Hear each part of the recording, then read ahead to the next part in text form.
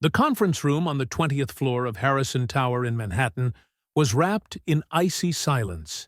James Harrison, 39 years old, billionaire CEO of the Harrison real estate empire, was about to close the most important deal of his career, a $200 million joint venture with Sheikh Al-Mansour from Dubai. But the negotiation was about to explode. The Sheikh had just spoken in Arabic to his advisors, and, from his tone, harsh, disappointed, almost offended, it was clear something had gone terribly wrong.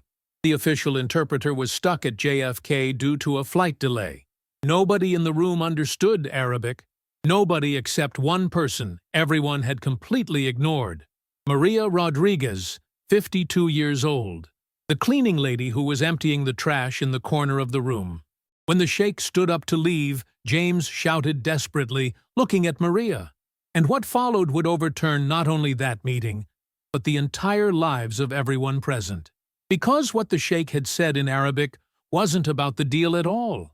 It was about a secret buried in the Harrison family's past, a secret only Maria could reveal. New York City gleamed under the September sun when Sheikh Rashid Al-Mansour and his delegation entered the lobby of Harrison Tower in Midtown Manhattan. The historic 1920s building, completely restored, was headquarters of the Harrison family real estate empire. 30 historic buildings in Manhattan, 10 luxury hotels across America, development projects worth over $1 billion. James Harrison waited personally in the lobby. 39 years old, custom Armani suit, perfectly styled dark hair, the air of someone born into luxury who had never known anything else. He was the only son of Robert Harrison, the patriarch who had built the empire from nothing in the 1970s. Sheikh Rashid was 55, wore the traditional white kandara, and an aura of quiet power. He was one of the richest men in the Middle East, with investments worldwide. He sought opportunities in America, and the project James had proposed, converting 5 historic Manhattan buildings into luxury hotels, was perfect. The delegation rose to the 20th floor, where the main conference room offered a breathtaking view of Central Park. The room had been prepared down to the smallest details: Fiji water bottles, Arabic coffee prepared according to Emirati traditions, Middle Eastern pastries specially imported. James had brought his team: lawyer Stephen Brooks, CFO David Martinez, and 3 analysts. On the table were stacks of documents, presentations, financial projections. Everything had been checked and rechecked for months. The official interpreter, a university professor specializing in business Arabic, should have been present, but an hour before the meeting, his assistant called with disastrous news: massive flight delays at JFK due to weather. The professor was stuck, unable to make it. James had desperately tried to find a replacement, but a truly qualified interpreter, with experience in high-level commercial negotiations, couldn't be found in an hour. The Sheikh spoke English, as did everyone in his delegation, so the meeting could technically proceed. But the absence of the Arabic interpreter was a sign of disrespect, an oversight in a culture where respect for forms is fundamental. The meeting began with palpable tension. James tried to apologize for the interpreter's absence, explaining the delay, but he saw the disappointment in the Sheikh's eyes. A man moving $200 million doesn't accept excuses for logistical problems. During the first hour, everything seemed to proceed reasonably. James presented the projects, showed hotel renderings, illustrated financial projections. The Sheikh listened politely, asked pointed questions in perfect English, but there was something cold in his demeanor, something James couldn't decipher. It was during the coffee break that everything collapsed. The Sheikh excused himself to consult privately with his advisors. They moved to the corner of the room, speaking in low Arabic. But suddenly, the tone changed. The Sheikh raised his voice, speaking with growing harshness. The advisors seemed uncomfortable. One tried to calm him, but the Sheikh continued. James and his team were paralyzed. They didn't understand a word. They tried to maintain neutral, professional expressions, but panic was mounting. What was happening? What had made the sheikh angry? Suddenly the sheikh turned, crossed the room, and stopped in front of James. In perfect but icy English, he said the meeting was over, that he would reconsider the investment, that he needed time to reflect. They were the polite words of someone who had already decided to leave and never return. James felt his world collapsing. $200 million vanishing. The project he'd worked on for 2 years. His attempt to step out of his father's shadow and prove he was worthy of the family empire. It was in that moment of total desperation that James noticed Maria. Maria Rodriguez, 52 years old, cleaning staff in the Harrison offices for 20 years. That afternoon was her shift in the conference room. She had entered silently during the break, as always, to empty the trash and clean. Maria was short, sturdy, gray hair always pulled back in a severe bun. She wore the standard blue uniform, yellow rubber gloves. She was so accustomed to being invisible that most Harrison executives didn't even see her when she passed by. But in that moment, as the sheikh headed toward the door, Maria had an expression on her face James had never seen before. Not her usual neutral, almost absent expression. Her eyes were wide, mouth slightly open, gaze fixed on the sheikh with an intensity that seemed out of place for a cleaning woman. And then, in a desperate impulse he would have mocked if he'd thought rationally about it, James shouted toward Maria. He called her by name, something he'd never done in 20 years. He asked her, no, begged her, if by chance she understood Arabic, if she knew what the sheikh had said. The silence that followed was absolute. The sheikh stopped at the door. The advisors turned. James's team looked at him like he'd gone crazy. And Maria, the invisible cleaning woman, slowly put down the trash bin she was holding. Maria looked at James, then at the sheikh, then back at James. For a moment she seemed torn, as if deciding whether to cross a threshold from which there was no return. Then, with a firm but respectful voice, she spoke in Arabic. The sound was fluid, natural, with an accent betraying not just knowledge, but belonging. She wasn't reading memorized phrases. She was speaking her language. The sheikh turned completely, eyes wide with surprise. He responded in Arabic, a brief, direct question. Maria answered. Then there was a rapid exchange between them. The sheikh's face went from surprise to confusion, then to something that looked like respect. James and his team were completely lost. They watched the scene like watching a movie in an unknown language. Lawyer Brooks whispered they should perhaps interrupt, but James silenced him with a gesture. Something was happening, something important. After what seemed an eternity, but was perhaps 2 minutes, the sheikh nodded to Maria with a gesture of thanks, then turned to James. He said he would give the meeting another chance, but only if Maria would interpret. Not for technical documents. Those could wait for the official interpreter, but for conversation, for respect, for mutual understanding. James didn't hesitate even a second. He said yes before fully processing the request. Maria, visibly uncomfortable but with surprising dignity, nodded. What followed was surreal. Maria, still in her cleaning uniform, sat at the negotiation table. The sheikh spoke in Arabic. Maria translated to English. James spoke in English. Maria translated to Arabic. Her translations were precise, elegant, respectful of cultural nuances. But it wasn't just translation. Maria understood context, allusions, subtleties. When the sheikh made a cultural reference, Maria explained it. When James used an overly specific business term, Maria found the perfect Arabic equivalent. The meeting, which had been on the brink of total disaster, suddenly came alive. The sheikh relaxed, began to smile, to make jokes that only someone who truly knows Arab culture can make. Maria translated them, and even James began to relax. After 2 intense hours, the sheikh said he was satisfied. He would proceed with the investment. Technical details could be finalized in the coming days with the official interpreter, but the substance was clear. He had found a partner he could trust, someone who respected his culture enough to have someone who truly knew it. When the delegation left, with cordial handshakes and promises to meet again soon, James collapsed into his chair, exhausted and confused. His team was in a state of silent shock, and Maria was already picking up the trash bin again, ready to return to her cleaning as if nothing had happened. But James stopped her. With a voice betraying how shaken he was, he asked her to stay. He wanted, no, needed, to know. How did an Italian-American cleaning woman speak perfect Arabic?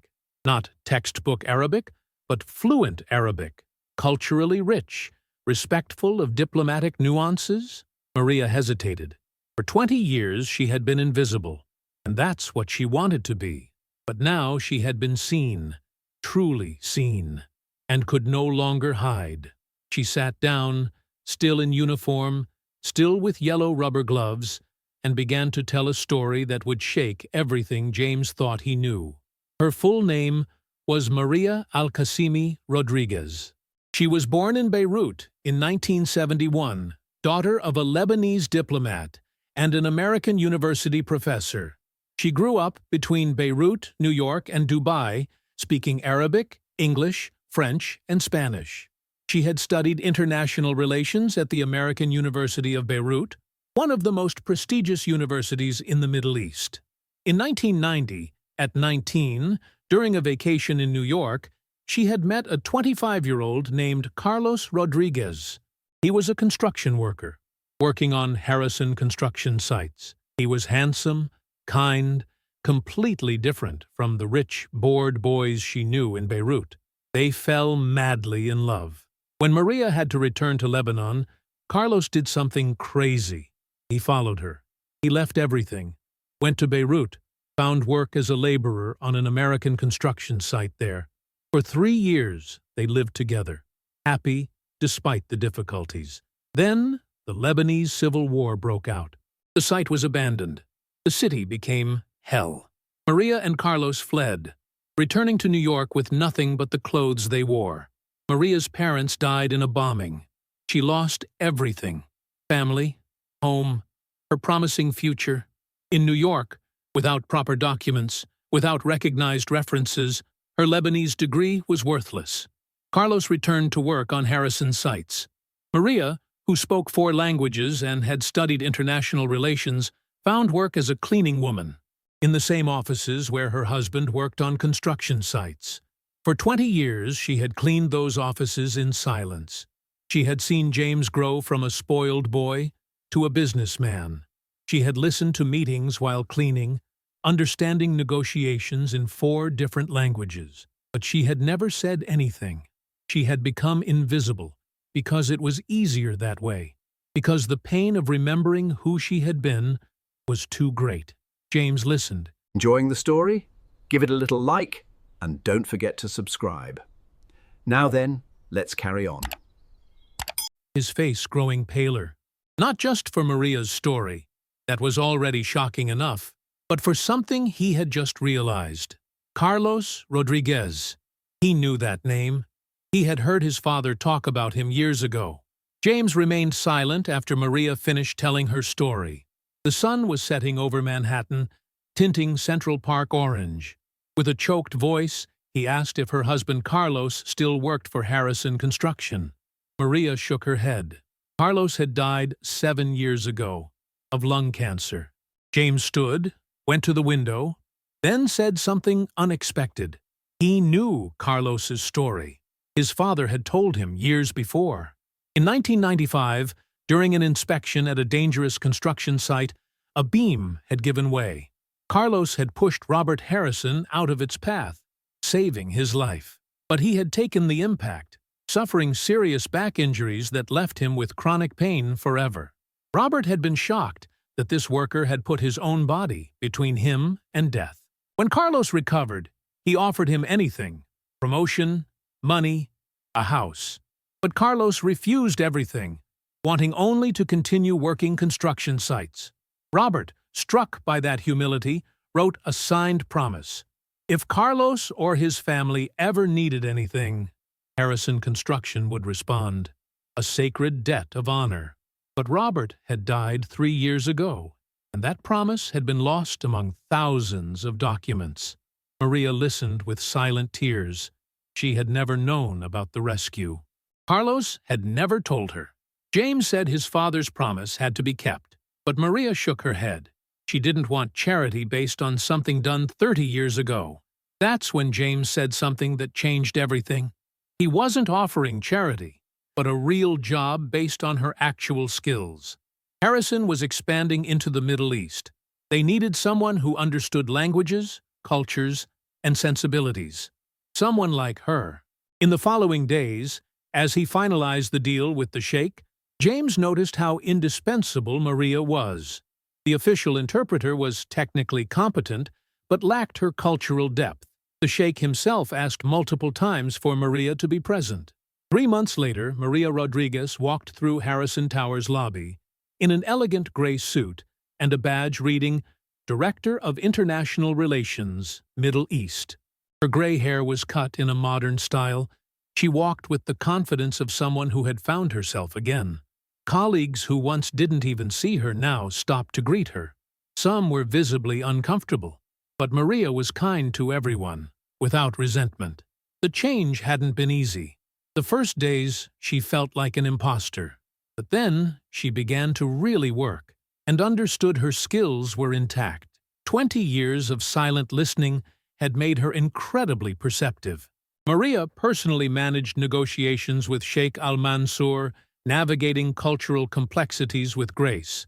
The success was such that other opportunities arrived. Investors from Qatar, a Saudi prince interested in buildings in Los Angeles, Emirati companies for projects in Miami. Everyone wanted to work with her. For James, watching Maria flourish was a revelation.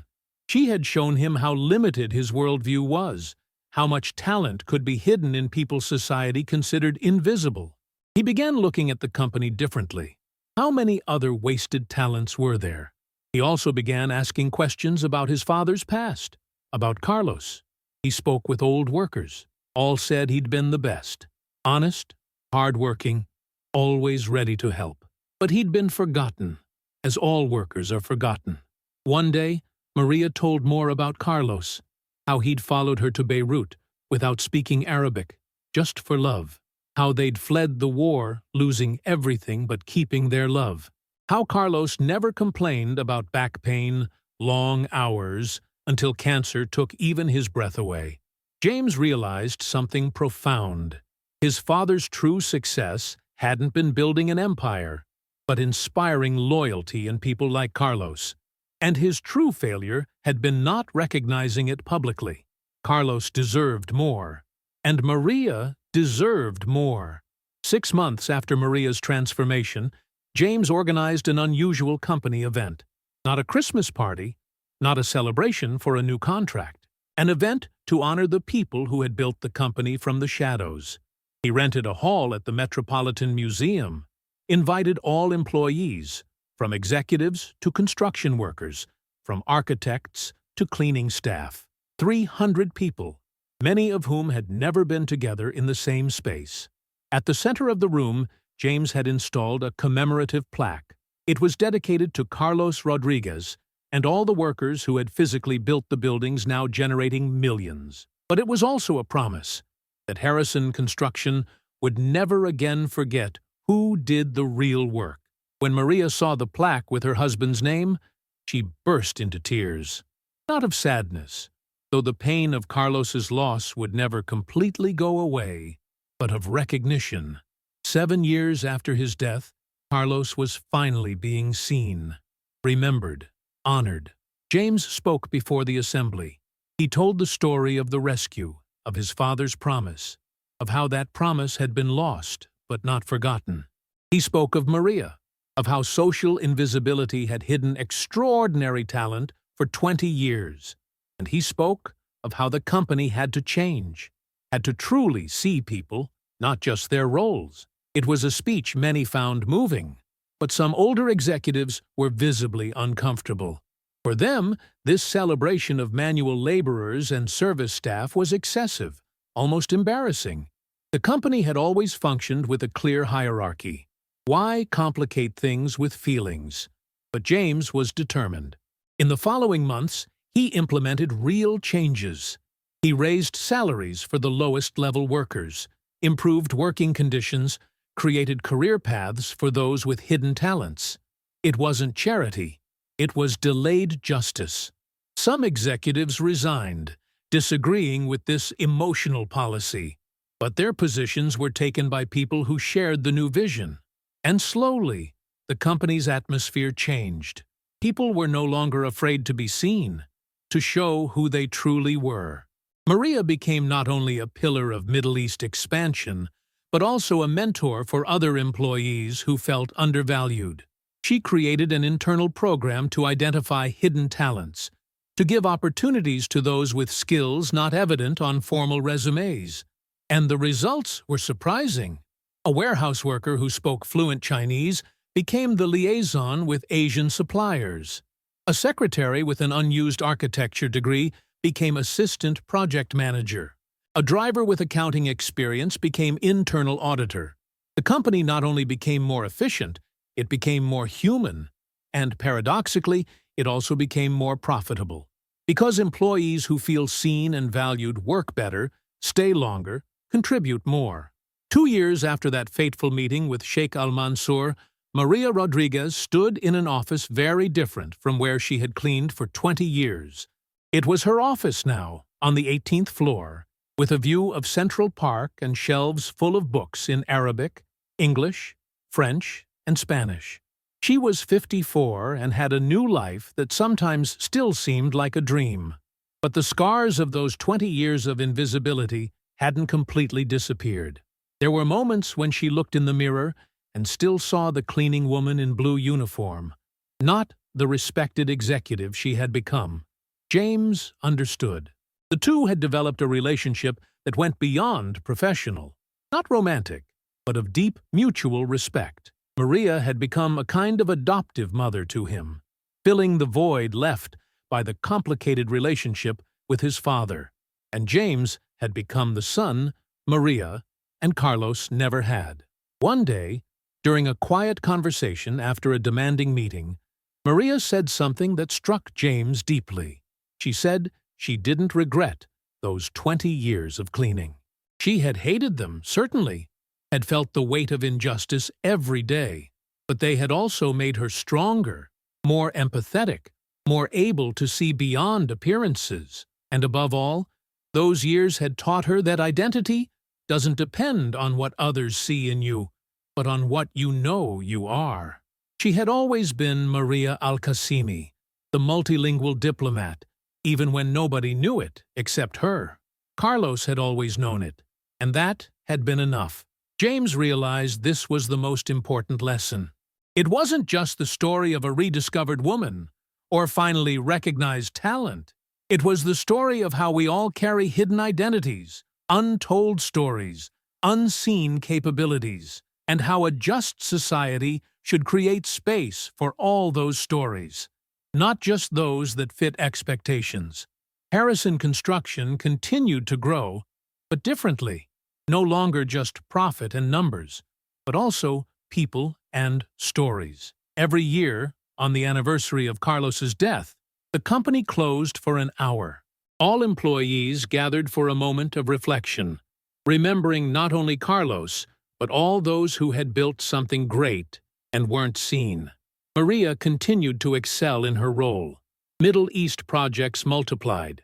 Her reputation grew to the point where other companies tried to hire her with generous offers, but she always remained faithful to Harrison, not out of obligation, but by choice. Because James had given her something no one else could have, not just a job, but recognition of her full humanity. And every evening, returning to her apartment, no longer the modest one she'd shared with Carlos, but a larger, more comfortable one, Maria looked at her husband's photo.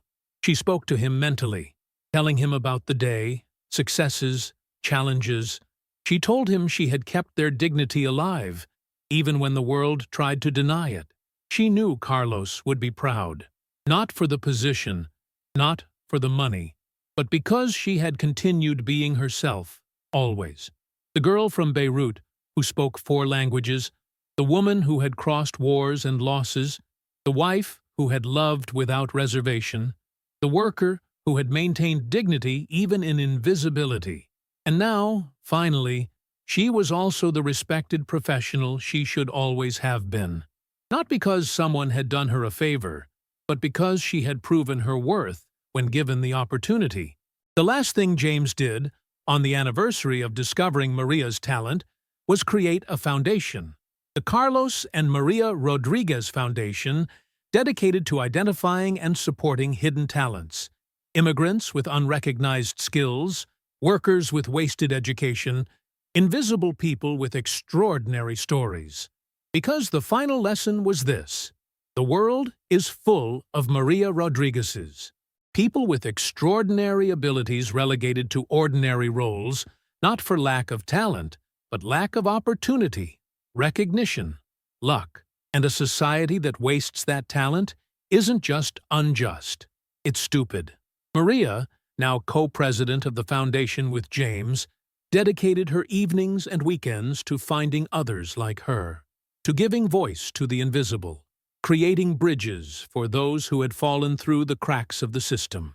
And every time she helped someone find their path, every time she saw recognition in someone's eyes finally being seen, she thought of that day in the conference room, the moment she decided to no longer be invisible, the moment she spoke. Because sometimes all it takes to change a life, or many lives, is the courage to use your voice when everyone expects silence, and the luck to meet someone willing to listen.